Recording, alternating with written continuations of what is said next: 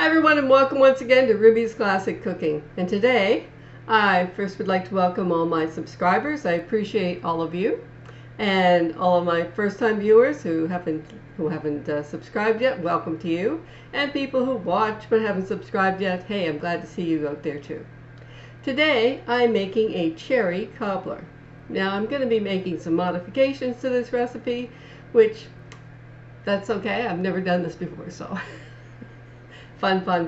Anyway, normally this would be an apple cobbler or a peach cobbler, but this is going to be cherry cobbler.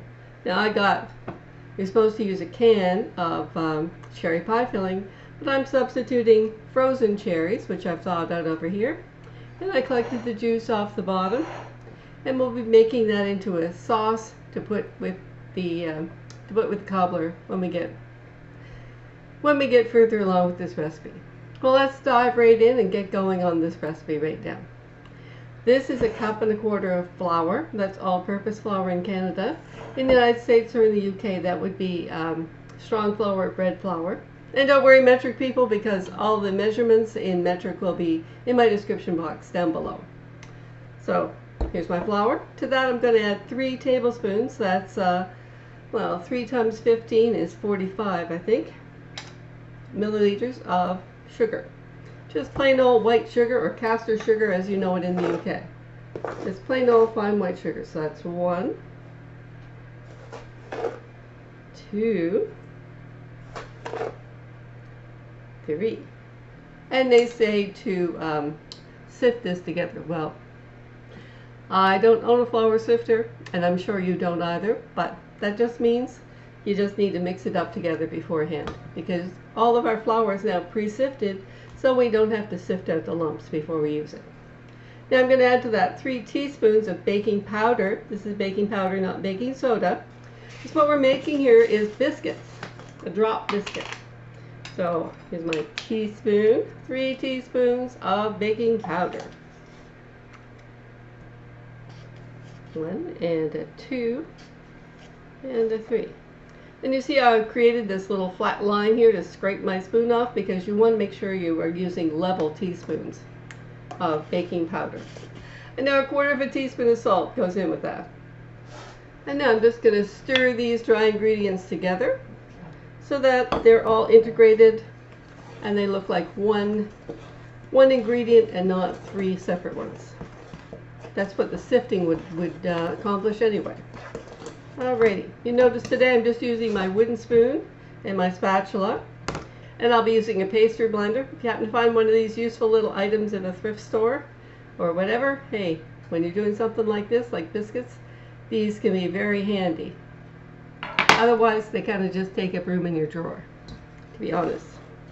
Alrighty, that's that done. And this is 1/3 cup of shortening, which I took out of my freezer and chopped up into small pieces so it come up to room temperature faster.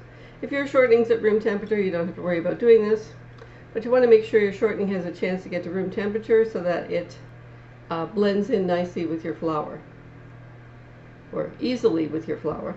Get all of this scraped off my plate.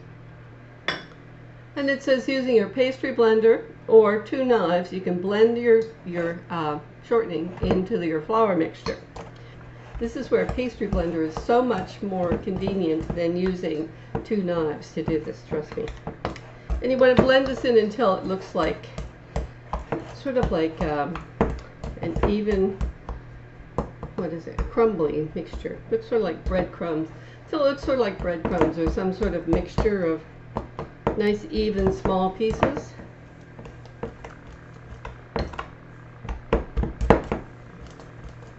So that when you add your liquids to it, you're not going to find lumps of flour, big lumps of shortening in here that are not blended in.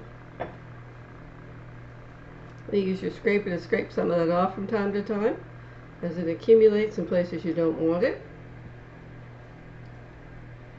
And make sure it gets well combined. It might take you a few minutes to do this, but it's a necessary step. At this point, you're making biscuits and you don't want them to be tough. And right now, you can blend these all you want and they're not going to hurt anything. But once you've added your liquid, you need to be very careful about how much you blend, or your biscuits will get tough very quickly, because you'll be developing the gluten in your biscuits, and you don't want to do that with biscuits. Now with bread, yes you do, but with biscuits, no, you want them to be nice and soft and light and fluffy. You want your cobbler to be nice and light and fluffy. You don't want it to be you don't want it to be the consistency of bread dough. Biscuits are never good if you make them look like bread. And that's what it's beginning to look like, right like that. See how it's sort of a crumbly mixture? And my flour is no longer there by itself, and my other ingredients, everything is just, the shortening and flour are looking like one ingredient. And that's a good thing. That's what I want them to look like. And these will be a drop biscuit, so I don't have to worry about rolling them out or flattening them or anything. I'm just going to take a spoon and I'm going to drop them into on top of my hot cobbler base eventually.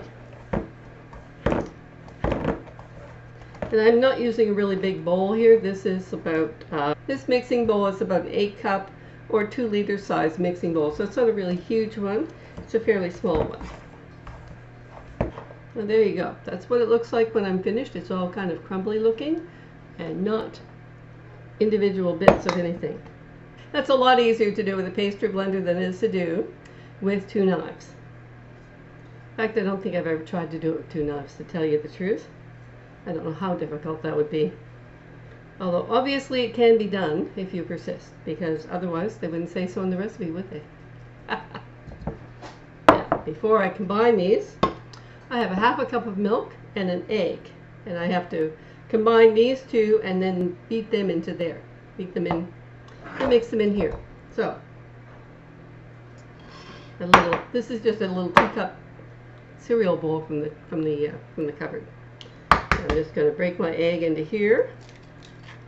There we go. This is a grade A large white egg, by the way. I'm just going to take a fork from my drawer, and I'm just going to give this egg a little mix up here before I add the milk to it. And now my 1/2 cup of milk is going in here. There we go. Stir these two together well, because I want to make sure they're well combined before I put them in with my other ingredients. There you go. Okay. And that's that. Now you see how these are both kind of a pale yellow looking now. And I'm just going to make a little well in my bowl here, my ingredients. And I'm just going to dump all of this milk and egg mixture in here. And my fork right here, and I'm just going to stir those together gently, just as little as I need to combine them, and make that into a drop biscuit mixture. At this point, the less stirring the better. Less stirring the better the biscuit.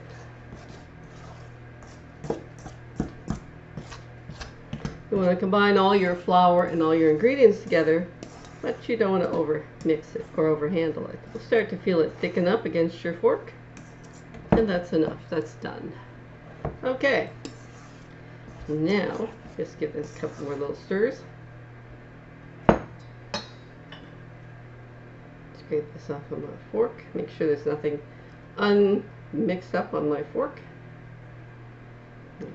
Now I'm going to put that to one side and concentrate on the cherry filling. The good stuff. I have in here a tablespoon of butter, and this is 2 tablespoons of flour, all-purpose flour, which I'm going to add to that. All right, I'm going to be taking this to the stove so I can stir these together. Then I'm going to add my cherries, and this is supposed to be syrup because it's supposed to be from canned cherries.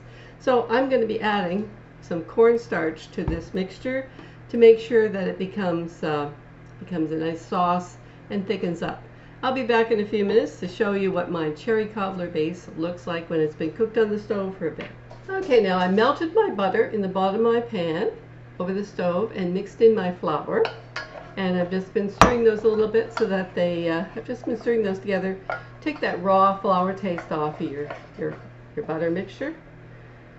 And then I'm going to stir in the cherry juice and the cherries and some cornstarch to make sure that I have a nice thickened sauce, which I'll be putting in the bottom of my casserole dish, and then I'll be dropping my drop biscuits on top.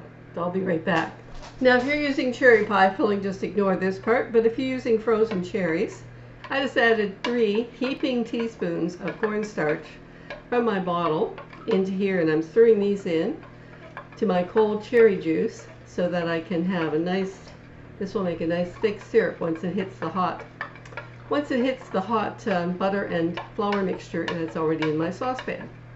Alright, so if you're using frozen cherries that you've thawed out, save the juice off the bottom of them and do this step. But if you're using canned cherry pie filling, you don't have to do this. Just save a cup of the syrup off of the cherries, and that's what the recipe calls for. Alright, here's my cherry sauce. Oops.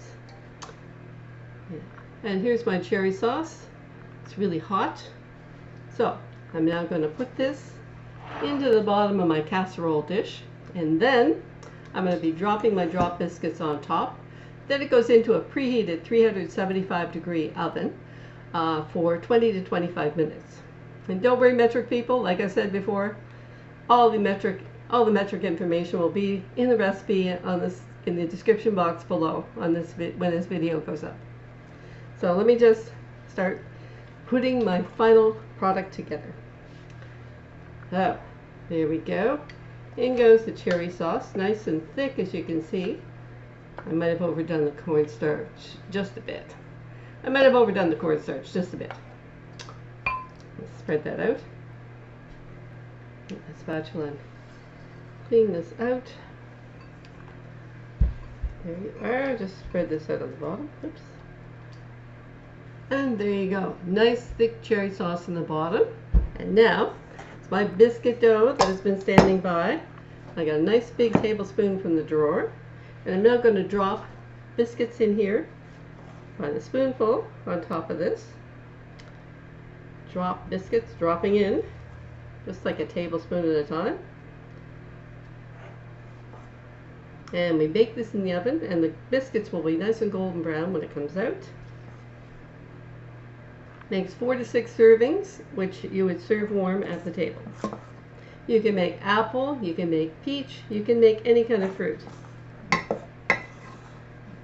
Put this on here to make the, it's pretty much going to make a layer over the entire sauce base here. Okay, now this makes 5 to 6 servings. I'm going to bake it in my preheated 375-degree oven for 25 to 30 minutes until these biscuits on top are light golden brown.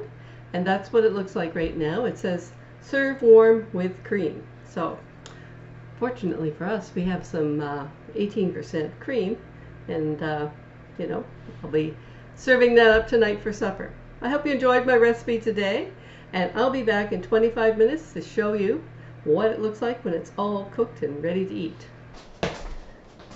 And here's my cherry cobbler, fresh and hot out of the oven. Well, I hope you enjoyed my video today, and I hope that you will like, try, leave a comment below, give this recipe a try, and let me know how it turned out for you. But until next time, bye for now.